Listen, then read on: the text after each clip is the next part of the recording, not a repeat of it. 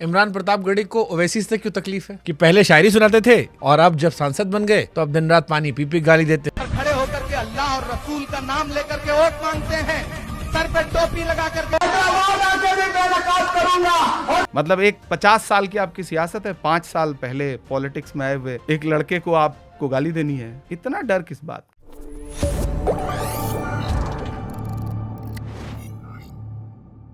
इमरान प्रतापगढ़ी को ओवैसी से क्यों तकलीफ है? बहुत मैसेज हमारे पे ये भी आया था कि पहले शायरी सुनाते थे कि ओवैसी साहब ऐसे हैं और अब जब सांसद बन गए तो अब दिन रात पानी पी पी गाली देते हैं, कहते हैं बीजेपी की बी टीम है। पत्रकार कोई सवाल पूछे तो मुस्कुरा कहते हैं कि वो एनडीए से बाहर कब निकले। नहीं हमें देखिए, वो तो सवाल था अलायंस करना चाहिए ना। हाँ। हम तो आपके पॉडकास्ट पे बात अच्छा सवाल है भाई। कल तक आप कह रहे थे कि कांग्रेस तो म्यूजियम में रखने वाली पार्टी है। हाँ। ये अभी 2 साल पहले कह रहे थे आप। आपके छोटे भाई कह रहे थे कि मैं पूरे देश में मोदी के साथ मिलकर के कांग्रेस का जनाजा उठाऊंगा। स्टेटमेंट है मेरे पास। आप कह रहे थे कि राहुल भैया के बस का नहीं है अब भाजपा को हरा पाना। आज आप अलायंस करने के लिए अर्जी दे रहे हो कि नहीं मतलब हमसे अलायंस करिए। आप लोग तोड़ लोगे जितना जीतेंगे वो। आप बदल जितना जीतेंगे वो तोड़ लोगे आप लोग। पिछली बार भी तोड़ लिए थे आप कांग्रेस को मतलब ये कह के कोसते हो कि कांग्रेस के लोग तो दूसरी पार्टियों में चले गए। आप तो बड़ा अल्लाह रसूल के नाम पे वोट मांग रहे थे, आपके लोग दूसरी पार्टियों में क्यों चले गए? सारे चले गए। तो आप बाकियों से अलग कैसे हुए? ये तो पॉलिटिकल हो मतलब गया। आपको भाई तो पॉलिटिक्स आप भी कर रहे हो। मैं आपसे एक पार्टी में हूं, आप एक अलग पार्टी चला रहे हो। मुझसे सवाल पूछा जाएगा, मैं उसका जवाब दूंगा। मैं भाजपा की आलोचना करूंगा, मेरी विचारधारा नहीं मिलती। मैं आपकी आलोचना करूंगा, मेरी विचारधारा नहीं मिलती आपसे। आपको इतनी तकलीफ क्यों होती है? क्यों लगता है बीजेपी आप गाली गलौज पे क्यों उतर आते हैं? आप अपनी आलोचना नहीं सुन सकते? आप लोकतंत्र में नहीं है? स्वाभाविक सी बात है। आपको किसी ने गाली दी? जो सोशल मीडिया पे आपको किसी ने गाली दी? भाजपा का आईटी सेल जिस तरह बिहेव करता है, आपका सेम आईटी सेल उसी तरह बिहेव करता है। ठीक है, मैं स्पेसिफिक तो क्यों ना कभी इमरान प्रतापगढ़ी को किसी ने इसलिए गाली दी कि उन्होंने ओवैसी का विरोध किया? मतलब आप सोशल मीडिया उठा के देख लीजिए, वो तो काम ही है। वो तो मैं 2017 से इस चीज को फेस करता हूँ, मतलब फेस करता हूँ। और आपने टिकट मांगा था कभी ओवैसी साहब से? सवाल ही नहीं पैदा होता। ये भी एक रूमर उठता है कि आपने मांगा था, उन्होंने दिया नहीं। वो तो कई झूठ बोलते हैं। एक झूठ उन्होंने ये भी बोला ना कि मैं महाराष्ट्र में उन्हीं के 2 एमएलए के वोट से राज्यसभा पहुंचा। ये बड़ा झूठ।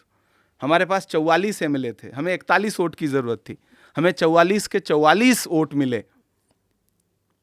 और उनके जो स्टेट के सदर थे वो जो है सुबह के 5 बजे ट्वीट करते हैं कि हमारा वोट इमरान प्रतापगढ़ी को जाएगा।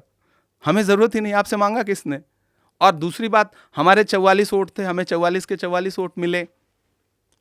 आप तो अजीत पवार जी के साथ मीटिंग कर रहे थे, और मैं अगर बोलूं तो आपके वोट तो जिनसे आपने तय किया था उनको भी नहीं दिया। तो फिर आपके वो दोनों वोट पता नहीं भाजपा को गए या शिवसेना को गए। तो भैया आप हमारे नाम के साथ क्यों चिपकाते हो? बट आप दोनों तो एक ही लड़ाई लड़ रहे हो ना। ये जो आप चिपकाने की कोशिश करते हो ना, वो गलत है ना। आप जब देखो, बात यही ना कि जब आप कुरान की आयतें पढ़ के वोट मांगते हो तो फिर आप सच्चाई भी बोलो ना। मुझे आपके वोट की जरूरत नहीं थी, मुझे 44 वोट मिले थे, मैं चुन के आया हूं। ओवैसी साहब की पार्टी झूठ बोल रही है? बिल्कुल झूठ बोल रही है। मैं आपके पॉडकास्ट पे कह रहा हूं। मुझे तो उनसे पूछना है कि आपके वो 2 वोट किसको गए थे, भाजपा को या शिवसेना को या एनसीपी को? डील किससे हुई थी? आपने बीजेपी की बी टीम क्यों कहा उन्हें? भाई इस देश में एसआईआर पे प्रोटेस्ट चल रहा है, 300 सांसद डिटेन हो रहे हैं, मार्च हो रहा है। आप गायब क्यों हैं? कहां हैं आप? वोट किसके काटे जा रहे हैं बिहार में? बड़ा चंक किसका वोट काटा जा रहा है? कौन मतदाता परेशान है? आप इतनी बड़ी यात्रा हो रही है, राहुल गांधी जैसा इंसान जिसको आप कहते हो कि शहजादा है, राजकुमार है, वो सुबह 8 बजे निकलता है, रात के 9 बजे लाखों लोगों से मिलता हुआ, उनको जागरूक करता हुआ यात्रा कर रहा है। आपका स्टेट प्रेसिडेंट कहाँ है? आप कहाँ हो? और फिर कहोगे कि हमें अलायंस में शामिल कर लीजिए, और उसके लिए अपने समर्थकों से आप 4 पोस्टर लेकर के खड़ा कर दोगे कि हमें अलायंस में शामिल कर लीजिए। कल तक तो आप कह रहे थे कि कांग्रेस म्यूजियम में रखने की पार्टी। दिल पे ले गए उनका बयान आप लोग। आज आप कह रहे हो कि हमें शामिल कर लीजिए। नहीं, दिल पे नहीं ले गए, हम तो मजे ले रहे हैं। बट अगर आएंगे तो आपका मुस्लिम वोट यूनाइट होगा। देखिए, कांग्रेस किसी एक समाज, किसी एक धर्म विशेष की पार्टी नहीं है। कांग्रेस सबको साथ लेके चलती है। कांग्रेस के लिए सबका वोट महत्वपूर्ण हाँ, है। बट इसी लॉजिक से तो आप बीजेपी की बी टीम कहते हो आप लोग कि लॉजिक- अगर वो अलग लड़ते हैं तो इतना मुसलमान का वोट डिवाइड होता है जिससे बीजेपी जीत जाती है, नहीं, इसीलिए उनको बी टीम हम कहते हैं कभी लोग। इस तर्क पे उनको बिल्कुल ऐसा तो कुछ फिर नहीं बी टीम क्यों कहते हो? वो अपना चुनाव लड़ने, लोकतंत्र में सबको चुनाव लड़ने का हक है, मैं कभी इस चीज को डिनाई नहीं करता। आप चुनाव लड़िए। आपने कहा ना आप एनडीए से बाहर कब निकले नहीं हो? नहीं, हम क्यों नहीं सवाल पूछेंगे कि आप एसआईआर पे कहाँ हो? हम क्यों नहीं सवाल पूछेंगे कि मतलब इस बीच डेलीगेशन के बाद सुर बदले हैं? हम क्यों नहीं सवाल पूछेंगे? अच्छा, हम सवाल पूछेंगे तो आप गाली दोगे, तर्क से जवाब नहीं दोगे, तो ये तो वही बात होगी ना, अच्छा, जो भाजपा का आईटी सेल कर रहा है वही आपका आईटी सेल कर रहा है। तो जो लोग ये अच्छा, अल्लाह रसूल के नाम पे वोट मांगोगे और गाली गलौज करेंगे आपके समर्थक, तो भैया फिर मतलब एक 50 साल की आपकी सियासत है, 5 साल पहले पॉलिटिक्स में आए हुए एक लड़के को आपको गाली देनी है, इतना डर किस बात का? आप क्यों टारगेट कर रहे हो? उनसे पूछिएगा जरूर कि उनकी पूरी ट्रोल आर्मी मुझे क्यों टारगेट करती है, मुझसे कौन सा इतना डर है? क्या खास मोहब्बत है? कुछ तो आप भी एनालाइज किए होगे ना कि आप ही से इतनी नहीं, मोहब्बत क्यों है? मतलब मुझे भी ये हैरत है कि क्यों इतनी मोहब्बत है लोगों को मुझसे, मैं ही निशाने पे क्यों रहता हूँ? बीजेपी के निशाने समझ में आते हो, ओवैसी साहब के निशाने यही क्यों? तो मैं मोदी जी की आलोचना करता हूँ, मैं भाजपा की आलोचना करता हूँ, मुझे उतनी गाली कभी उधर से नहीं मिलती। जैसे इनसे सवाल पूछूंगा ना तो सल्तनत हिलने लगती है, फिर गाली गलौज ये वो, तो कभी कभी लगता मीम बना करके वायरल करेंगे झूठी बातें, तो वही होता है ना कि जैसे कभी कभी लगता है कि भाई 50 साल 70 साल की पॉलिटिक्स और उसका दम है, और एक आम से लड़का जो गांव से आया है, जिसके पास कोई विरासत नहीं है, अपने दम पर बिना किसी गॉडफादर के, बिना किसी विरासत के, बिना किसी ताम झाम के, बिना किसी ट्रोल आर्मी के, अगर आज वो यहाँ खड़ा है, देश की पार्लियामेंट में खड़ा है, तो फिर इतनी तकलीफ क्यों है उससे? ठीक। क्यों बर्दाश्त करने को तैयार नहीं है? ठीक है, आप जिन चीज़ों का हवाला दे के वोट मांग रहे हैं तो ठीक है, मैं भी तो, आपको लग रहा है वो गलत करते हैं जो अल्लाह पाक का नाम लेके वोट मांगते हैं? मुझे लगता है कि किसी भी धर्म के इंसान को धार्मिक नारे लगा करके, धार्मिक प्रतीकों का इस्तेमाल करके वोट नहीं मांगना चाहिए। मैं इसके सख्त खिलाफ। तो जो मुसलमान उनको अपना रहनुमा समझते हैं, ये मानते हैं कि मुसलमानों की सच्ची लड़ाई वही लड़ रहे हैं, बाकी सब तो खाली इस्तेमाल कर रहे हैं। एक आज़ादी बड़ा के बाद से तबका है, इस्तेमाल किया। एक बड़ा तबका है आम हिंदू भाइयों का जो इधर भी मानता है कि हमारी लड़ाई तो गड़िया लड़ रहे हैं, हमारी लड़ाई तो फलाने लड़ रहे हैं, हमारी लड़ाई तो ढिकाने लड़ रहे हैं। मुझे लगता है कि ये इस तरह की जितनी भी राजनीति है वो सही दिशा में नहीं है। ठीक है, आपकी 2 तस्वीरें बड़ी वायरल होती है।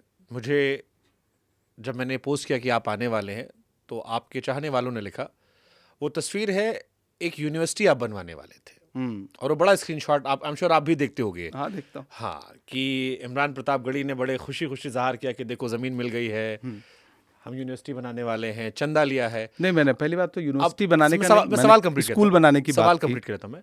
तो आरोप ये इमरान प्रतापगढ़ी पर लगता है कि इमरान प्रतापगढ़ी ने जमीन ली, चंदा लिया, पर वो स्कूल कभी बनाने नहीं, पहली लोगों बात का तो- चंदा लेकर गायब पहली हो गए। बात तो मैंने किसी से चंदा नहीं लिया, वो 2 पोस्ट में ना मैंने चंदा मांगा किसी से। उन दोनों पोस्ट को भी उठा के देखिएगा। मैं बड़े प्राउडली, देखिए, जब मैं मुशायरों में पॉपुलर हो गया तो मुझे लगा कि मुझे तालीम पे काम करना चाहिए, और मैंने काम शुरू किया। मैं देश में जहां भी जिस मंच पे जाता हूं, मैं 5 मिनट 4 मिनट 3 मिनट एजुकेशन पे जरूर बोलता हूं। मेरा खुद का शेर है कि इस तरह हौसले आजमाया करो, मुश्किलें देखकर मुस्कुराया करो, 2 निवाले भले कम ही खाया करो, अपने बच्चों को लेकिन पढ़ाया करो। मैं जब मुझे लगता है कि अब सिस्टम पे कब्जा करना। जब हाँ, आप आ गए वहां, तो ये मेरी 2012 की स्पीच है। तो मैं हमेशा 4 मिनट 3 मिनट 2 मिनट बोलता हूं। मैं लोगों को मोटिवेट करने की कोशिश करता हूं। ठीक ठाक फैन फॉलोइंग है तो मैं कोशिश करता हूं कि उसमें से 5% बच्चों को भी अगर लगे कि एजुकेशन की तरफ मुड़ना है, तो मुझे लगता है कि ये एक अच्छा कंट्रीब्यूशन होगा। ठीक बात है। फिर मैंने प्राउडली बताना शुरू किया। मैंने प्लान बनाया कि मैं स्कूल बनाऊंगा, कॉलेज बनाऊंगा, और एक नहीं बनाऊंगा, कई बनाऊंगा। ये मेरा ख्वाब है और इसको करूंगा भी। अब होता क्या है ना कि उसके बाद मुशायरों की कमाई, कोई बहुत ज्यादा नहीं पैसे मिलते थे, मेरे कोई इतने बड़े परिवार से तो आया नहीं हूँ। धीरे धीरे ज़मीनें खरीदना बड़ा मुश्किल काम होता है। गांव में ज़मीनें खरीदना, जो कस्बे हो चुके हैं वहाँ ज़मीनें हैं नहीं, खरीदनी शुरू की, इकट्ठा करना शुरू किया, थोड़ी थोड़ी खरीद के स्कूल भर की ज़मीन इकट्ठी भी कर ली, बनाने का प्लान किया, सब कुछ बनाना शुरू भी किया, मतलब न्यू डालने का प्लान भी था।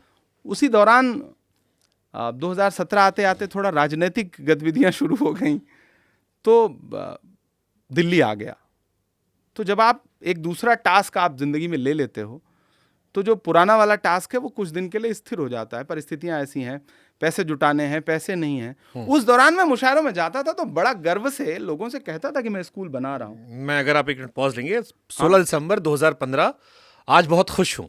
कॉलेज के लिए ज़मीन के लिए पिछले 2 साल से परेशान था, मिल नहीं रही थी, लेकिन अल्लाह का ऐसा एहसान हुआ कि 2 दिन पहले वो ज़मीन मिल गई। शुक्रिया आपकी दुआओं का, ख्वाबों की ताबीर के लिए कदम। फिर दूसरा पोस्ट ये इसमें वाला क्या था, गुनाह है? इसमें क्या गलत कॉलेज किया से मैंने? काम शुरू हो गया, रोजे की हालत में अपने ख्वाब की ताबीर के लिए मेहनत करने का मजा अलग है, बिल्कुल। दुआओं की गुजारिश है। अब यही दो इसमें तस्वीरें से उठा- बुरा क्या है? इसमें मैं किससे चंदा मांग रहा हूँ? तो इससे फिर मैं किससे क्या क्यों लोग लिखते हैं ये? और कोई मैं ये जानना चाहता हूँ आपसे। दरअसल इमरान प्रतापगढ़ी पे हमला आप किस रूप में करोगे?